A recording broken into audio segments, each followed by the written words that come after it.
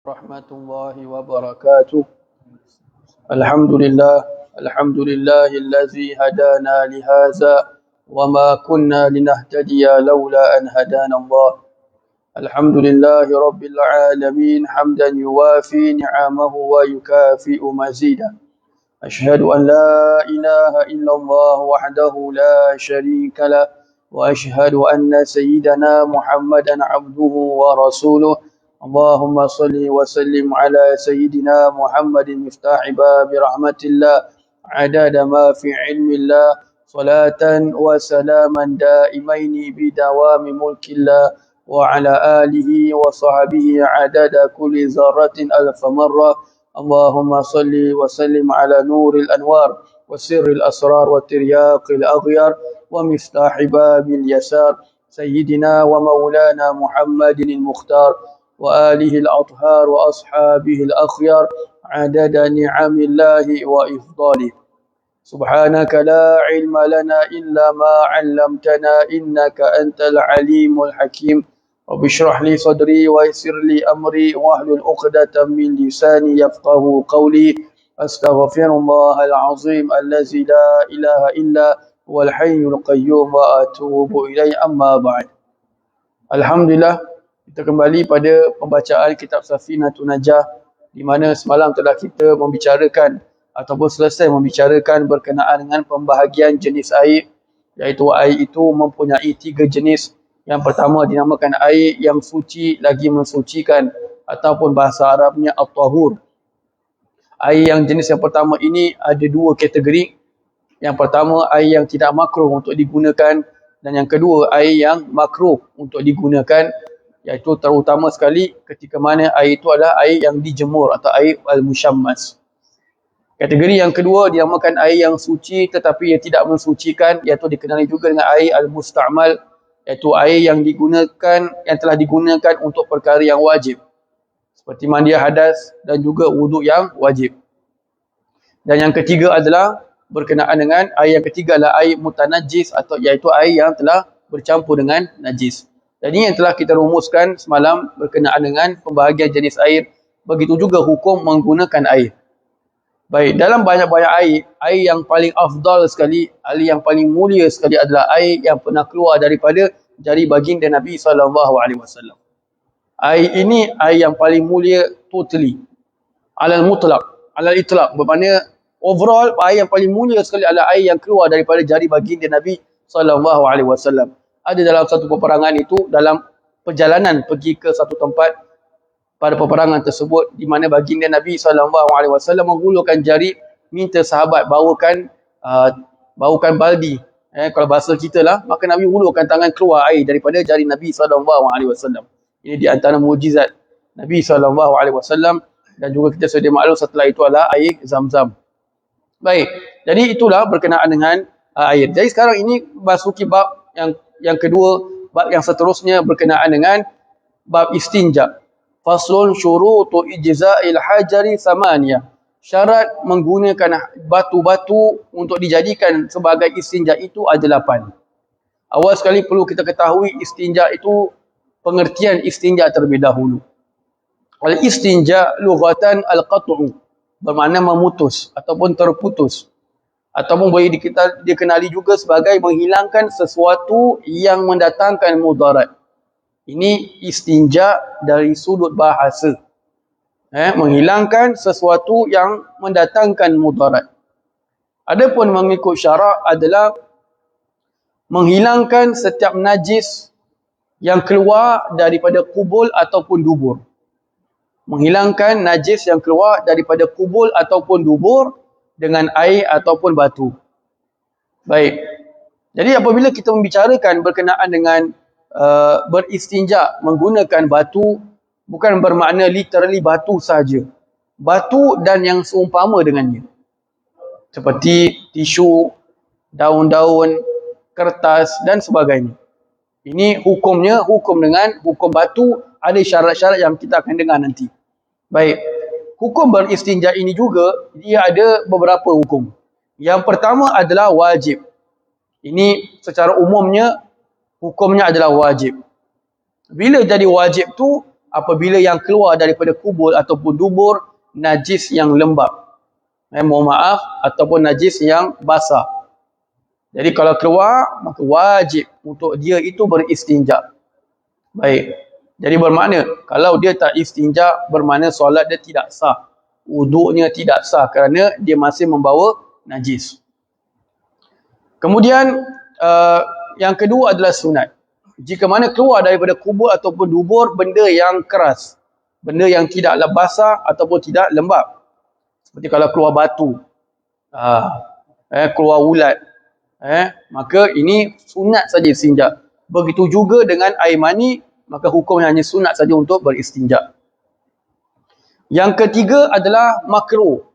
Makruh bila mana seseorang itu buang angin, kemudian dia beristinja. Dia istinja pasal apa? Kau cebok? Pasal aku baru lepas angin. Maka hukumnya adalah makruh. Makruh. Yang keempat adalah haram. Haram dia beristinja. Bila haram beristinja? Jika mana ia menggunakan air milik orang lain tanpa izin. Atau dia menggunakan pengganti batu sesuatu yang diharamkan untuk dijadikan sebagai batu. Atau dijadikan alat untuk bersuci. Kita akan lalu nanti berkenaan dengan bab tersebut. Yang kelima adalah khilaful aula. Meninggalkan lebih baik. Iaitu beristinja dengan menggunakan air zam-zam. Meninggalkan lebih baik. Iaitu beristinja dengan gunakan air zam-zam. Jadi inilah berkenaan dengan hukum hakam berkaitan dengan hukum-hukum istinja. Baik. Kemudian di antara dan syarat ataupun di antara perkara yang lebih penting atau yang lebih utama adalah menggabungkan antara air dan juga batu. Ini lebih afdal. Cara yang lebih afdal menggabungkan air dan juga batu. Ini kalau kita nak ikutkan cara bermakna cara yang afdal saja, bukan bermakna kalau cara yang tak buat cara ni kita punya istinja tidak sah, tak. Ini cuma nak beritahu cara yang paling afdal gabungan antara batu dan juga air. Didahulukan menggunakan batu, kemudian dibilas dengan air. Ini cara yang paling afdal. Yang kedua adalah menggunakan air saja. Yang ketiga adalah menggunakan batu saja. Ini kalau kita ikut urutan yang afdal. Jadi kalau kita dengar daripada urutan tersebut, bermakna menggunakan air saja lebih afdal daripada menggunakan batu saja atau benda-benda yang kesat. Benda-benda yang pengganti batu tersebut. Kecuali dalam satu keadaan menggunakan batu ataupun benda-benda yang kesat lebih afdal daripada menggunakan air. Bila mana ada orang itu bila dia nak beristinja menggunakan batu ataupun yang seumpama dengan batu, dia merasa tidak suka. Dia rasa ni tak ada dalam Islam, ini Islam tak ajar, inilah itulah, dia cari macam 1000 macam alasan untuk tak agree, tak setuju dengan istinja dengan menggunakan batu. Maka untuk orang ini saja afdal dia gunakan batu daripada menggunakan air. Lawan hawa nafsu dia tu. Baik, other than that, air lebih afdal. Gabungan antara air dan batu lebih afdal. Jadi walaupun kita ada afdal, bukan bermakna kita betul-betul nak kena buat. Kita kat rumah tak ada batu, kita selik kat dinding bilik air, lepas tu baru kita bilas. Nak kenapa? Sakit, subhanallah. Baik. Jadi ini berkenaan dengan al-istinja. Balik kepada berkenaan dengan syarat-syarat menggunakan batu sebagai istinja itu ada 8. Bahasa Arab istinja itu bercebok dengan menggunakan air ataupun air dan batu dinamakan istinja. Kalau bercebok dengan menggunakan batu atau seumpamanya dinamakan istijmar. Dinamakan al-istijmar, bukan al-istinja. Dinamakan al-istijmar. Dan benda yang sah untuk dijadikan sebagai alat beristinja, batu dan seumpamanya itu dia mesti ada 4 syarat. Benda tu yang kita nak gunakan pengganti batu ke atau batu tu sendiri, dia mesti ada 4 syarat. Syarat yang pertama, hendaklah batu atau seumpamanya itu dia bersih. Dia bukan benda daripada najis. Itu syarat yang pertama. Batu tu make sure dia batu dari kertas dan seumpamanya itu, ia adalah tidak mempunyai najis. Yang kedua, ia dapat mengesat. Jadi kalau batu tu tak boleh mengesat, contoh kalau batu tu licin, atau seumpama dengan batu yang licin seperti wet tissue. Tisu biasa sah, wet tissue tak sah. Pasal kalau kita, mohon maaf, kita berak, mohon maaf, kalau kita pakai wet tissue, kita akan tarik tu tahi pergi tempat lain. Dah satu kerja lah. Kapera pula ada tahi. Tahi pula sapu kapera pergi tempat lain. La ilaha illallah. Maka sebab itu wet tisu tak sah. Tisu kering sah. Pasal dia boleh menghilangkan. Yang ketiga adalah hendaklah benda yang digunakan itu boleh membersihkan tanpa menyakiti orang yang bercebok. So kita boleh kata ustaz dia bersih tapi dia boleh menyakitkan. Contoh pakai kaca. Dia memang boleh bersihkan tapi luka tak? Luka. Kulit durian. Pula sah tapi menyakitkan. Maka tak boleh. La ilaha illallah. Kadang-kadang nak kena terangkan one by one. Nanti dia tak fikir, kulit durian pun sah. Meraba nampak dia pun ambil celit. La ilaha illallah. Satu kerja. Itu yang ketiga. Yang keempat adalah benda yang dijadikan sebagai bersuci, pengganti batu atau batu itu sendiri, ia tidak mengandungi perkara-perkara yang dihormati. Ia bukan perkara yang dihormati. Contoh perkara yang dihormati pertama, makanan. Beristinja menggunakan roti, na'udzubillah, hukumnya adalah haram. Yang kedua, menggunakan kertas yang di dalamnya terdapat tulisan-tulisan nama Allah atau kitab-kitab agama, na'udzubillah, digunakan untuk beristinja, maka tidak sah dan hukumnya adalah haram. Kalau sengaja dibuat walaupun tahu hukumnya adalah haram, boleh jatuh hukum murtad, na'udzubillah, kerana mempersia-siakan syariat Allah Subhanahu wa taala. Jadi ini syarat pada batu ataupun pengganti batu yang sah untuk dijadikan sebagai istinja. Baik, sebahagiannya akan kita dengar dalam syarat-syarat yang akan diberitahu dalam kitab ini. Baik, syurutu ijza'il hajari samania. Syarat-syarat menggunakan batu sebagai istinja itu ada 8. An yakuna bi salasati ahjarin. Hendaklah dia menggunakan 3 batu. Ini minimum. Ini minimum. Menggunakan 3 batu. Jadi bila kata menggunakan 3 batu bermakna kadar yang normal. Ustaz, berapa besar batu tu nak buat? As long as kita boleh pegang, boleh bersihkan dah. Tak kisahlah berapa sentimeter ke, berat dia berapa. Ustaz, saya tak mampu berat sangat. Siapa suruh ambil berat-berat? La ilaha illallah. Minimum 3 batu. Ataupun 1 batu tapi ada 3 penjuru.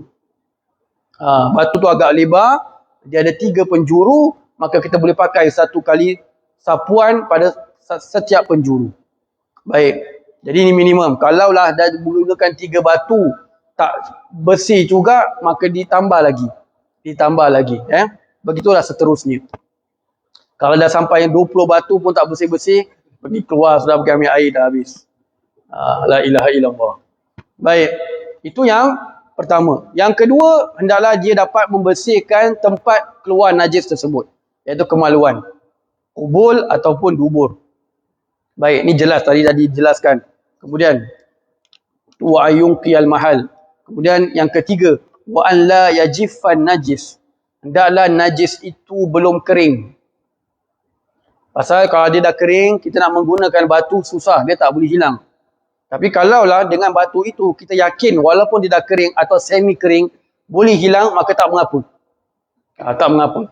Baik. Bermakna kalau syarat-syarat batu ni, syarat-syarat beristinja dengan menggunakan batu ni, kalau tak pas, bermakna kalau tak komplit, bermakna dia kena pakai air. Wajib pakai air. Baik, sebelum saya terlupa nak menyambung berkenaan dengan bab istinja ini. Kalau andai kata kalau kita istinja menggunakan perkara-perkara yang tak sah untuk dijadikan sebagai alat istinja, kita hanya dihukum sebagai orang yang istinjanya tidak sah. Bila wajib confirm nak kena istinja ni bersih? Bila kita nak sembahyang. Jadi kalau kita kat luar, contoh, kita tahu kita tak semayang kat luar. Kita tahu kita akan balik rumah, kita akan semayang. Kemudian kalau kita istinja kat luar, kita macam ragu-ragu. Ragu-ragu sama ada kita punya istinja ni sah atau tidak. Tak apa, kita just istinja as per normal. Kemudian balik rumah, nanti kita bilas lagi, kemudian barulah kita semayang. Melainkan kalau betul-betul kita kat luar, kita akan semayang, maka ketika itu baru kita kena pastikan syarat-syarat istinja. Jadi faham. Baik. Jadi yang ketiga tadi, wa an la yajifan najis, hendaklah najis itu belum kering. Sebab itu dalam tata cara beristinja itu, kalau orang itu beristinja menggunakan air, afdal dia mendahulukan kubul dahulu. Kemaluan hadapan, baru dubur. Kalau dia beristinja menggunakan batu atau seumpamanya, afdal dia mendahulukan dubur, baru kubul. Pasal apa? Kalau yang afdal menggunakan air, kubul dahulu, Kalau dia basuh dubur dulu, takut nanti kalau basuh kubul, air di kubul najis pergi kepada dubur, nanti dah bercampur lagi, kena basuh lagi sekali. Jadi kalau kubul dulu, kemudian basuh dubur, maka insya-Allah baik. Begitu juga dengan dubur. Kalau begitu juga dengan menggunakan batu. Kalau kita istinja dengan menggunakan batu, kita afdal dahulukan dubur. Pasal supaya najis itu belum kering. Supaya untuk menghilangkan najis itu kering. Baik, jadi jelas. Yang keempat, wa an la yantaqil, hendaklah najis itu tidak berpindah. Makna najis itu berpindah itu bermakna melebihi, mohon maaf, kubul dan dubur. Kita contohlah buang air besar. Buang air besar diarrhea punya. Meletup kat dalam jamban. Habis rupa mu kena. So, yang kat peha ni tak sah pakai batu. Yang kat peha ni semua ni tak sah pakai batu, wajib pakai air. Yang dekat kemaluan saja boleh pakai batu, the rest tak boleh. Itu yang dimaksudkan tidak berpindah. Faham Bukan berpindah tu najis tu jalan sendiri, bukan. Bermakna kalau kita buang tu tiba-tiba dia berkecah lah, mohon maaf lah. Faham-faham sendirilah, tak payah nak terangkan detail sangat. Kan nanti kalau saya cakap pisang hitam tu nak beli kat mana pula, tak payah cakap. Pula dah. Kalau saya masih ingat lagi, saya terangkan kitab ni bab Safina lah, Safina. Saya bilangkan kalau kita masuk swimming pool, tiba-tiba ada pisang hitam kat dalam swimming pool. Dia tanya saya, Ustaz, apa hubungan pisang hitam dengan swimming pool? Pula dah, budak ni lurus rupanya. Dia tak faham. Aku ada explainkan benda lain, dia explain faham benda lain. Literally dia faham pisang hitam. La ilaha illallah. Baik, itu syarat yang keempat. Syarat yang kelima, wala jatra'a alaihi akhar. Najis tu ataupun tempat kemaluan itu tidak bercampur dengan perkara-perkara yang lain. Tak terkena pasir ke, tak terkena cecair yang lain ke, seumpamanya lah. Tak kena tahi burung ke, dia tengah buang air tiba-tiba kena tahi burung, betul-betul tempat keluar najis tu. Maka ketika itu dah tak boleh pakai batu ataupun kertas atau seumpamanya, kena gunakan air. Wallahu a'lam bishawab. Jadi insya-Allah kita akan sambung lagi membahaskan berkenaan dengan syarat-syarat beristinja menggunakan batu pada minggu hadapan, insya-Allah. Besok tidak ada kelas. Jadi insya-Allah kita akan sambung pada minggu hadapan, insya-Allah. Wallahu a'lam bishawab. Di surah Al-'Asr dan tasbih kafaratul majlis.